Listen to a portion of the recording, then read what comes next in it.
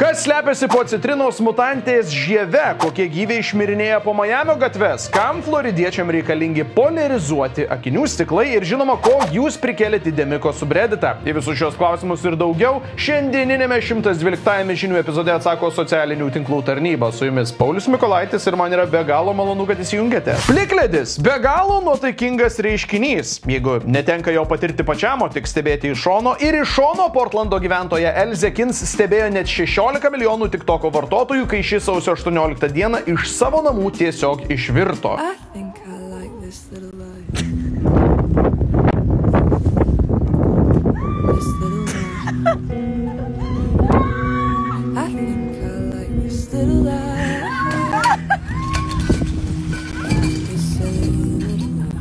Su siaubu akise žiūrėjau šį vaizdo įrašą, baimindamasis, kad mergina dar ir po važiuojančio automobilio ratais paklius. Arba slystančio automobilio. Arba slystančio sunkvežimio.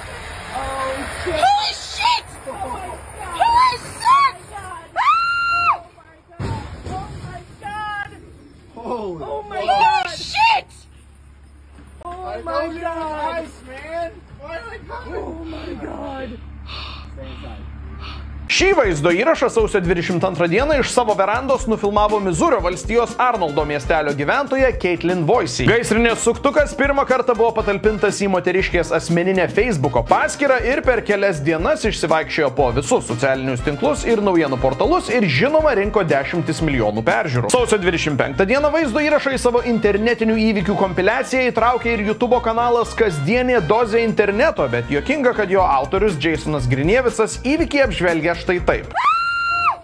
This fire truck spun out of control on this icy road and somehow didn't hit anything, so nobody got hurt. Niekas nenukentėjo, tiesa, bet tą pačią sausio 22 Caitlin kaimynas pasidalino kitu gaisrinės Beyblade'o kampu, iš kurio labai aiškiai matyti, kaip ugniagesių sunkvežimis nuskina tą mėlyną Chevrolet Cruze automobilį.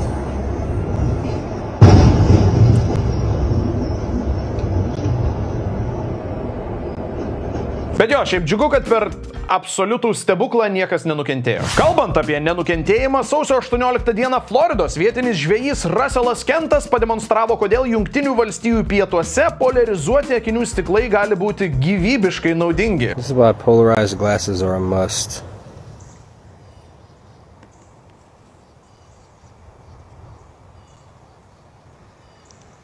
Big boy. 22,5 milijono peržiūrų Russello asmeninėje TikToko paskyroje, bet man labiausiai knieti sužinoti, kaip smarkiai po šio vaizdo įrašo Floridoje į viršų šovė akinių pardavimai. Liekame nutrūktgalviškiausioje iš visų valstijų. Pirmąjį 2024 vakarą Majamio centre esančioje Bayside prekyvietėje grupelė nepilnamečių nutarė fejerverkais pagąsdinti vietinius. Kadangi JAV į šūvius ir sprogimus primenančius garsus, ypač masinėse susibūrimo vietose, yra reaguojama itin rimtai, Majamio policija į įvykio vietą pasiuntė net 60 ekipažų, kurie beveik visiškai užtvėrė Biskeino bulvarą. Pirotechnika, maištas ir net riaušės truko apie valandą, o šio chaoso rezultatas – 4 suimti paaugliai. Ir nors apie įvykio atomazgą jau tą pačią dieną rašė visi naujienų portalai, kažkas TikTok'e nusprendė, kad tokios policijos pajėgos tokiam rodos nereikšmingam šaršalui buvo gerokai per gausios. Todėl valdžia greičiausiai slepia 3 metrų ūgio ateivius. This is surveillance footage of the creature that was being shot at. And this is more surveillance footage of the creature that was being shot at. There is something going on that we're not being told about. Take a look at this brand new footage coming out of Miami, Florida regarding the Bayside Market alien incident. This witness captures those 3 beings on film. No cap, yo. No cap. I look back, it looked like a big ass shadow. But it was solid at the same time, like a few shadows, but they were solid at the same time, and they almost looked like they was coming our direction, like they was chasing us, but they was disappearing and reappearing closer. Some people were able to get this footage of what witnesses are describing as 6-foot-tall grey aliens. So allegedly there was 8 to 10 feet tall aliens that was spotted at the mall in Miami. People online think the aliens just visited a Miami mall. Kahapon breaking news sa Miami, Florida. 2024, January 8. Nang bigla nga napabalita may nakitang UFO. At pagkatapos may nagpakitang ibang nilalang. Sobrang dami ng tao na ayaw maniwala at tinatawanan ng pangyayari.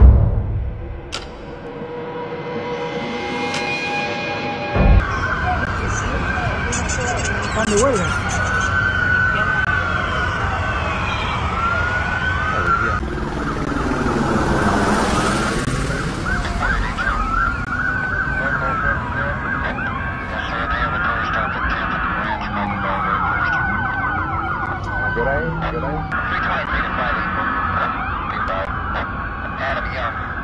Praeitų metų rugpjūtį atlikta apklausa parodė, kad 74% Z kartos atstovų TikToką naudoja kaip paieškos platformą, o net 51% jo pasitikė labiau nei Google.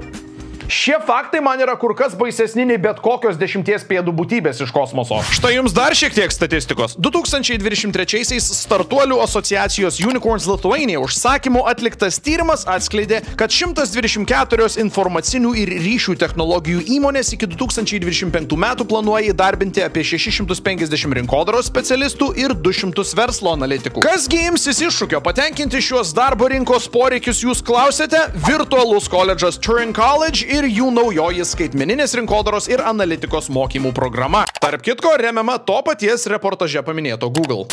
Programa visiškai žaliems. Jums nereikia nei rinkodaros, nei analitinių gebėjimų. Esate kviečiami pradėti karjerą totaliai naujoje srityje ir beje, tai yra tiesiausias kelias ją pradėti startuolyje. Mokymuose gilinsitės į socialinės medijas, dirbtinį intelektą, perkamą reklamą, tiesioginę rinkodarą, duomenų analitiką, turinio rinkodarą ir daug kitų kompetencijų. Bent 200 žmonių sėkmingai įveikusių atranką pirmaisiais metais pateks ir mokysis nemokamai. Tad kviečiu negaišti laiko ir užpildyti aplikacijos formą jau dabar turingcollege.com arba per nuorodą epizodo aprašyme. Antrąją pirmosios epizodo dalies pusę pradėsime tokiu gana neįprastu kulinarinio žanro reportažu. Maxine Sharf, populiari maisto blogerė ir receptų kūrėja iš Los Andželo, sausio 18 dieną pademonstravo, kokias paslaptis po savo žievę slepia ant jos citrinmedžio sunokusi mutantė. Okay, moment of truth.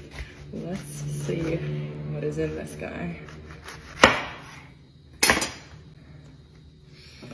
I'm on the edge of my seat. Whoa. Wow. That's cooler than I expected. Doug, look. Lemon? This is the mutant lemon from the tree. Aš gal šiaip ir sakyčiau, kad rezultatas yra kiek nuviliantis arba mažiausiai neįspūdingas, bet šis trumpas vaizdo įrašas Maksinos TikToko ir Instagramo paskyrose kolektyviai surinko virš 80 milijonų peržiūrų. Tai ką aš suprantu? Nemeluosiu, per savo daugybę metų skrolinimo internete esu matęs ne vieną godžiai alkaną katiną.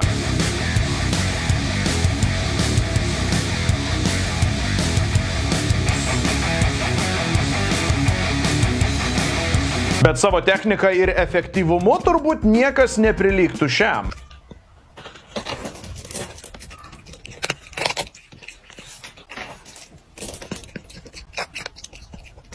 Sausio 17 dieną kažkokioje katėms dedikuotoje TikToko paskyroje šis klipas suintrigavo net 140 milijonų platformos vartotojų ir net 17 iš jų išreiškė teigiamą nuomonę. Pagrindinis šiandienos reportažas yra toks keistas, kad aš net nežinau, nuo ko pradėti. Pačiame praeitų metų gale TikTok'e, kaip visada, neaišku kaip ir kodėl, labai išpopuliarėjo amerikiečių indie pop grupės He Is We kūrinys Neprieštaraučiau.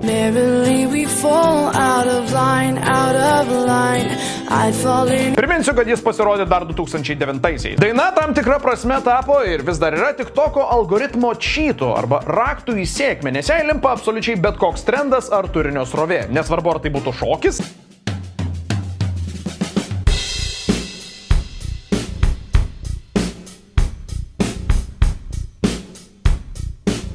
situacijų komedija,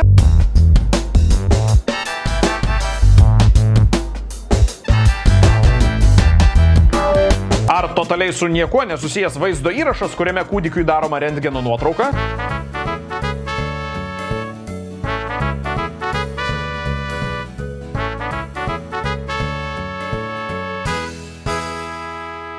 Galite būti tikri, kad su He Is We, I Wouldn't Mind TikTokas jūsų video apdovanos bent jau keliais 100,000 peržiūrų. Na, o mano mėgstamiausia kūrinio skaitmeninė mada šiai dienai savo pavadinimo neturi, bet aš ją apibūdinčiau kaip situacijos, kuriuose tikrai būtum nušautas pareigūno.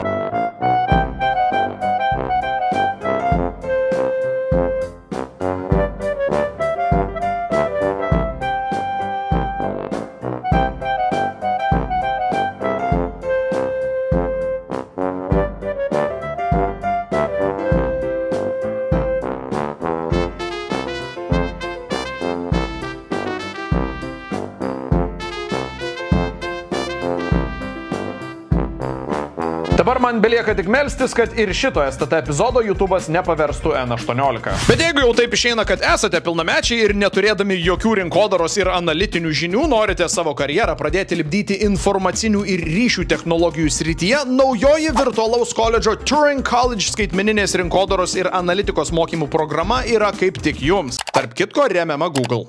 Šios programos dalyviai išmoks kurti globales rinkodaros kampanijas, matuoti jų rezultatus, įvairiais pjūviais analizuoti rinką bei susipažinti su naujausiais dirbtinio intelekto įrankiais. Visos žinios bus įsisavinamos ir praktiškai, tai yra sprendžiant pačių startuolių pateiktas užduotis. Savo kompetencijas taip pat plėsite socialinių medijų, perkamos reklamos, duomenų analizės ir kitose srityse. Pabaigus mokymus, Turing College taip pat pasirūpins jūsų įsidarbinimu, padės pasiruošti darbo pokalbėms ir vykdys karjeros dienas su startuoliais. Šią programą palaiko Nord Security, Kilo Health, Board Panda, Tutotunes ir kiti Lietuvos startuolių bendruomenės nariai ir jie yra tiesiausias kelias norintiems pradėti karjerą būtent startuolyje. Raginu paskubėti, nes pirmaisiais metais į programą pateks ir nemokamai mokysis bent 200 žmonių sėkmingai įveikusių atrankos procesus. Vienas iš jų gali būti ir tu, tau tai reikia užpildyti aplikaciją į programą turingcollege.com arba per nuorodą esančią šio epizodo aprašymo pačiame viršuje. Ponios ir ponai, dar vienas STT antrasis šiais 2024 metais 111 epizodas buvo apribotas N18 ir pirmą kartą YouTube'as man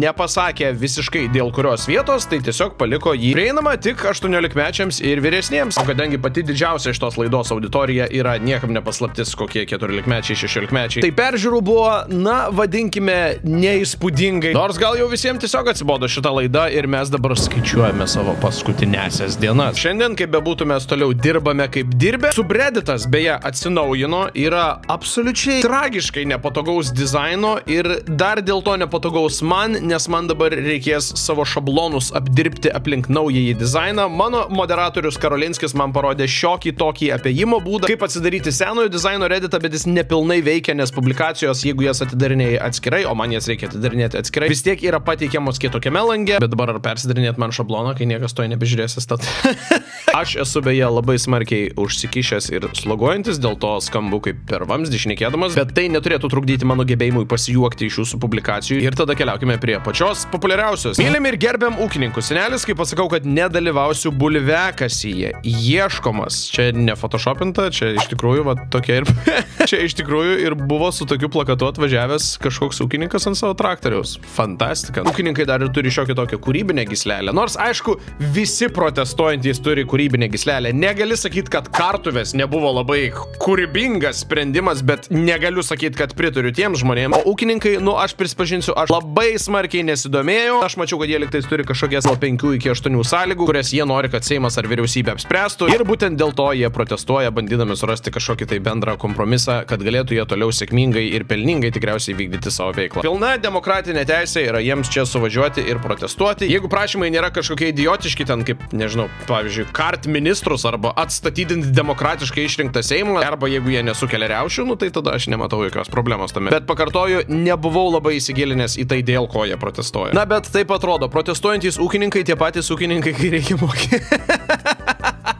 Turbūt taip generalizuoti negalima, bet aš suprantu, kad jie turbūt ten turi kažkokių tai rėmimo srautų, lengvatų, ypatingai mokestinių ir ten kažkokių tai gal mokestinių padengimų. Visame šitame informacinėme šaršale mačiau ten keletą pasisakymų ar keletą netgi paviešintų deklaracijų, kuomet ten kai kurie ūkininkai labai smarkiai skundžiasi dėl kažkokių dalykų, o tada savo kažkokios tai deklaracijose yra ten susimokėję, nežinau, 7 ar ten 17 eurų mokesčių, bet vėlgi čia generalizuoti turbūt, kad negražu būtų. Tėvas, kai pamato, kad žaidi mašinoj. Mes jau matėme 111 epizode, nu, kaip jau sakiau, turbūt mažiau negu pusė įprastos STT auditorijos matė, kaip jį ištraukė iš tos mašinos, tai gal nesikartosime. Gali netgi būti, kad būtent dėl va tos atkarpos praeitas epizodas yra padarytas N18, nežinau. 13-mečio starter packas. O dieve. O dieve. Aš ir tokią striukę turiu, ir telefoną, ir ausinukus, ir aš dabar sėdžiu su...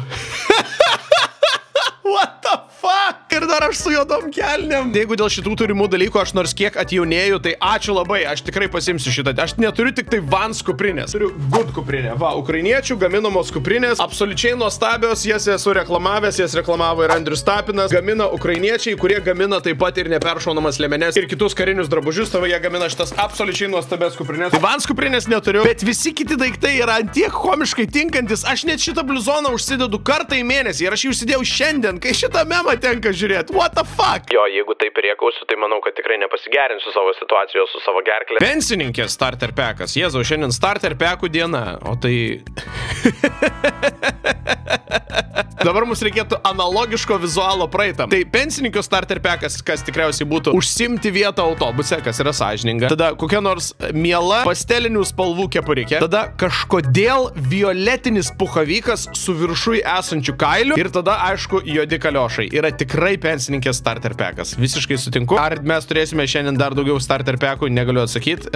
Keliaukime toliau. Kai neberandi spintoj ką apsirengti. Čia tam tikra prasme irgi yra starter packas. Ai, nu gerai, bet čia yra Remis iš mamos apdovanojimų. Va, mamos apdovanojimai dar vyko nuo paskutinės STT laidos. Vakas buvo irgi labai svarbus įvykis. Ir Remis čia atrodo absoliučiai nuostabiai, aš neturiu ką pridėti. Ne tik dėl to, kad jam jinai tinka ir jisai atrodė, nu, taip smagiai šaukiančiai, bet ir man atrodo, kad tokia apranga visai neblogai žaidžia į tokių renginių idėją. Nežinau, ar tai reikėtų pavadinti kažkokią post-ironiją, ar meta-komediją, ar meta-komentarų kažkokiu, tai būtent vat viso to renginio. Lazda turi du galus. Mielas Antanai, paskambinau 1482, beje, skambinkite ir jūs 1482 arba 1485 ir jau paaukojau tau 50 eurų, laikykis ir stiprybės. Celofanas ar tas, kas administruoja jo paskyrą, nes jisai šiuo metu yra kalėjime, rašo. Jūs rimtai, taigi paaukojat Ukrainai, o tikrai ne Antanui. Visiškai teisingai. Tai va, dar kartą numeriai yra jūsų ekranuose ir skambinkit.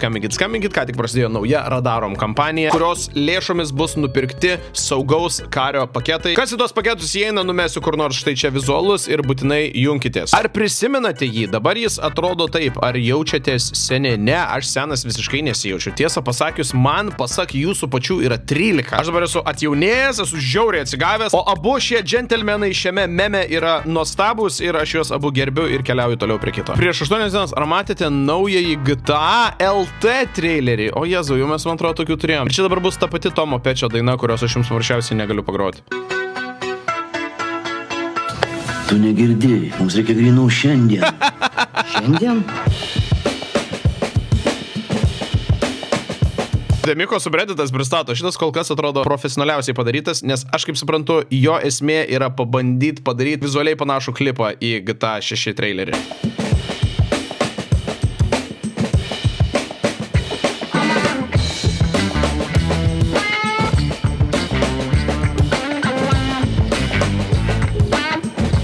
Ant automobilio.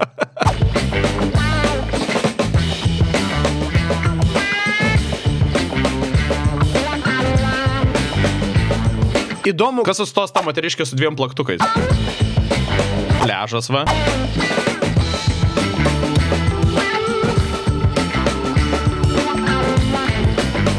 Turim ir šokius ant stogo.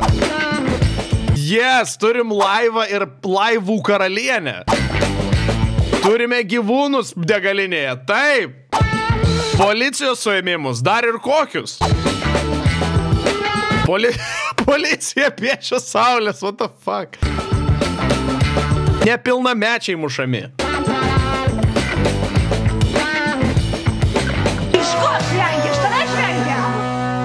Aha, va, prašau, atsakė į mano klausimą. Čia ta moteriškė, kuri vaikšto Vilniaus gatvėmis ir rėkauja ant žmonių, kiek aš pamenu. Aš kaip suprantu, jinai ten turi savo visokių traumų, bet aš pamenu, kad jinai buvo populiari prieš kokius porą metų.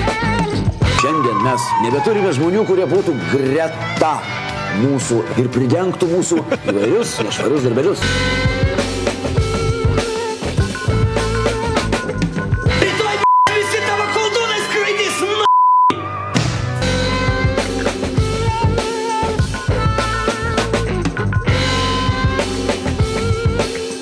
Gerai, labai užskaitau. Aš jau buvau per tiek, kad jo nežiūrėti, nes čia turėsiu labai apkarpyti viską dėl autorinių teisių, bet labai geras darbas, nuostabu. Jeigu kažkas nori pamatyti pilną originalas yra 1,5 minutės su jam labai gerai pritaikyta daina, tai yra ta pačia GTA 6 trailerio daina, tai būtinai nueikite į subredditą ir pasižiūrėkite. Bravo sugalvojusiam, montavusiam ir uždėjusiam visas vinjetės ir taip toliau. Tikrai pats geriausias traileris, kokį esu matęs. Naujas hashtag kieno aš našlė. Aš kieno našlė? Bomžo taip išeina. Kaip čia yra aš prezidento našlė ar tik našlė? Tegu paaiškina. Visi žino, kad aš Brazausko žmona buvau ir aš jį palaidojau kaip prezidentą, bet šitoj valstybė yra kaip yra. Dėl būsto taip, aš net nesiginčiju, man nepriklauso. Ten apsauga yra ir saugomi valstybės vadovai ir pareigas einantis žmonės. Tai kieno aš našlė? Turbūt niekieno nenustebinsiu pasakęs, kad pati mėgstamiausia Kristinos citata yra atostogos baigėsi tiems, kam baigėsi pinigai ar kažkas iš tos serijos. Ten yra jos, vadinkim, magnum opus. Benkunsko pranašystės pralošė svetimus milijonus, aš tai kitaip statyčiau. Teisingai, mano praeitos STT laidos, kaip jūs man gerai einat chronologiškai, beveik primenat visus rezonansinius įvykius. Bičas ten pralošė kažkaip 17 milijonų eurų iš pensijų fondo Estijos ir Lietuvos, ne? Tai netgi ne mano finalinė forma, mama apdovanojimai ir didžioji džiazų skrybelė. And when I get through with them, I doubt you'll be seeing anything strange on this farm for a long time. You all right, Tom? Get some rest. Koks šis filmas buvo? Pats baisiausias kažkuris, ne? Gražulis pamatęs drag queens per mamą. Putiną palaikantys rusai atsisako eiti į lyčiai neutralų tualetą, čia taip reikėtų turbūt suprasti, ir geriau eina šikti į skylę prie -25. Bet būkime teisingi, tas vat rusiškas lauko šikanas visada, visais laikais buvo lyčiai lyčiai neutralus. Jeigu ką, tas šikinykas visą laiką buvo labai progresyvus. Linkėjimai Gyčiui Ambrazevičiui, užrakinta, surakinta, taip. Nes jauna, nes dar kvaila. Aš nenoriu būt bloga. Aš tik noriu būt laisva. Nėra už ką, nedėkokit už šį nuostabų solo, kurį šiek tiek nepataikiau, bet tikrai antrą kartą nebandysiu įrašinėti. Net neapsimesiu, kad galiu pataikyti. Mums reikia Bentley merginos Lietuvoje, Bentley mergina Lietuvoje. O Jezu, kokie du seni memai vienas su kitu susidūrė ir tapo 5 dienų tik tai senumo publikacija. Bentley mergina, apie kurią aš dariau reportažą prieš turbūt 20 laidų. Ir aš be triusikų. Rūta Bonenytė, apie kurią vaizdo įrašą dariau turbūt fucking 2001, nežinau. Atrodo, kad va taip seniai dariau tą vaizdo įrašą. Kai įnešiau pirmąją būsto paskolos įmoką. Taip.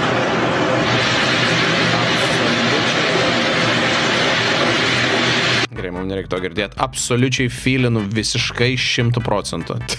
Tikrai taip. Eurovizija trumpai. Aš iš karto prisipažinsiu, aš neįsivaizduoju, kas čia per mergina, nes aš nežiūriu mūsų Eurovizijos atrankų, ne dėl to, kad aš per daug kietas joms, paprasčiausiai man natūraliai nelabai įdomu. Aš žiūrėsiu Euroviziją, kai jau vyks ten didysis mega superfinalas, tas, kuris vyksta užsienyje. Ta prasme, kai jau vyksta Eurovizija. Jeigu jinai taip buvo apsirengusi ir čia nėra photoshopas, taip jinai atrodo kaip automatinių plovyklų tie tokie volai, kurie sukasi į jūsų automobilius. Va, tik ką pasakysiu. Išgirdau kūrinį per Spotify, tai yra Lietuvos top 50. Sylvester Belt kūrinys Luktelk, aš kaip suprantu, čia yra vienas iš kandidatų keliauti į Euroviziją. Tai ši daina yra absoliučiai nereali. Ypač, kai aš esu Jessicos Shy fanas, o čia man atrodo dar kažkaip Jessica yra savo nagus prikišus, ar ne? Va, jinai parašyta yra Silvestro ir Jessicos ir Elenos Jurgaitytės. Prašau visi už šitą balsuokit, jeigu dar jis neiškrito, jeigu dar įmanoma balsuoti, jeigu įmanoma neišsiųsti bareikio, tai va, prašau siųskite šitą. Jinai iš pradžių atrodo tokia lyriška ir tada nei iš jo, nei iš to, kada čia 30 sekundė į tokį gerą riffą įeina. Bet kokio muzikos žanro mėgėjas turi šitą įvertinti. Aš taip liepiau. Va čia va, va čia va. Ar aš vis dar gyvas? Ar tave pažįsti mane? Saulė nepakyla. Pasakyk, ką liksi šalia. Luktelk, dar vieną minutę, luktelk. Nereali daina. Tai tiek galiu pasakyti apie tą plovyklos merginą. Ką mato plokščiažemininkas kiekvieną?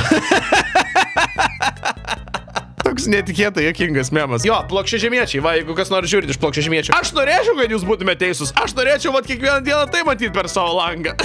Aš norėčiau galėti, nežinau, nukristi kosmoso tiesiog, kad nereikėtų skristi. Aš norėčiau, bet sorry, taip neveikia dalykai. Jei močiutė gautų 2023 Spotify Wrapped.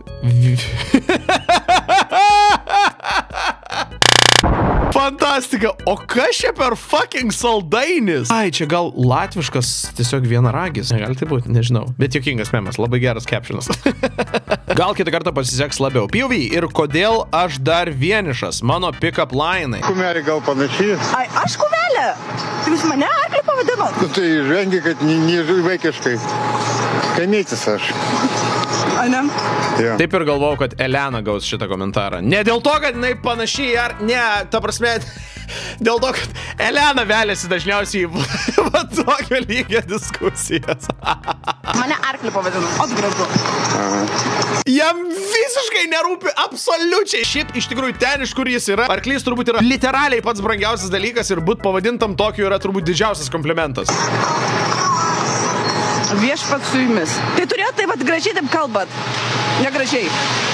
Aš nepakeisiu savo nuomonę dėl kažkokio tai dienos. Linkėjimai Elenai. Visiškai nuostabus intervas. Labai gerai. Puikiai padirbėta. Pukas TV 2024.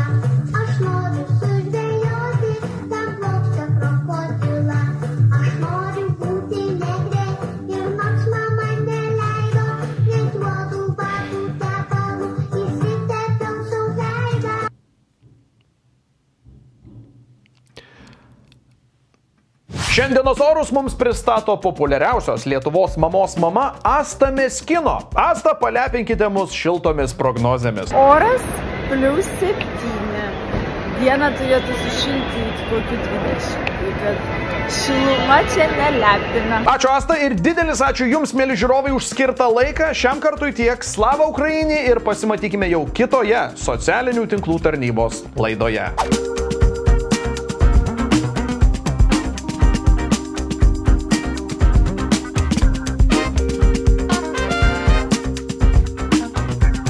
Šiandienos orus mums pristato populiariausios Lietuvos mamos mama. Į sveikatą. Šitą tikrai įdėsiu.